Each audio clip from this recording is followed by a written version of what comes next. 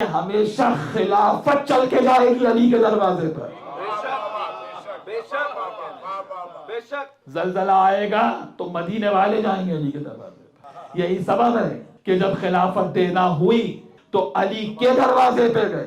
ایک شخص ہے محمود بن لبید، انتظار کر رہا ہے کہ شہزادی فاطمہ زہرا صلوات اللہ علیہا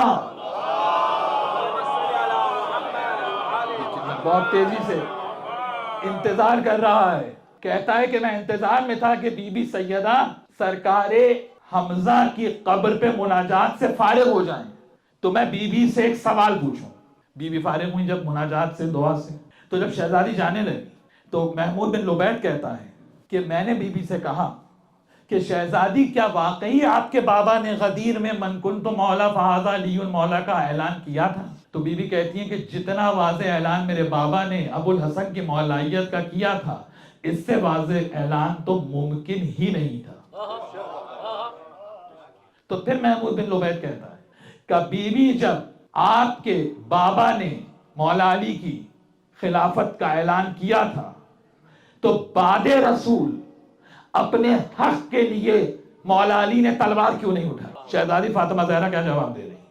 کیا تم نہیں جانتے کہ مثل الامام مثل الکعبہ، امام کی مثال کعبے کی مثال ہے. جس طرح کعبہ کسی کے پاس حج کرانے خود نہیں جاتا، اسی طرح امام بھی اپنی بات کرانے کسی کے دروازے پہ نہیں جائے گا. جسے امام حق چاہیے چل کر علی کے دروازے پر.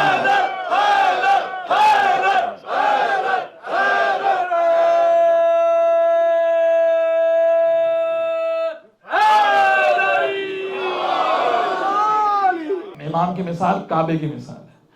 پوری دنیا حج کرنا چھوڑ دے، کیا بیت اللہ کے ایگزسٹنس پہ کوئی فرق پڑے گا؟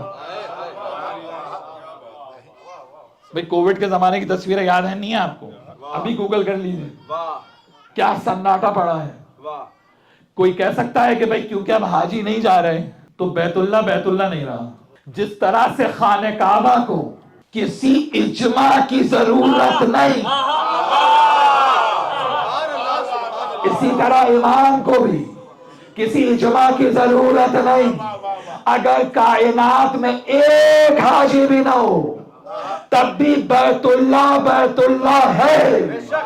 اگر کائنات میں کوئی ایک بھی علی کی بیعت نہ کرے تب بھی علی کا امام ہونا بھی ثابت ہے، خلیفہ بلا فصل ہونا بھی ثابت ہے.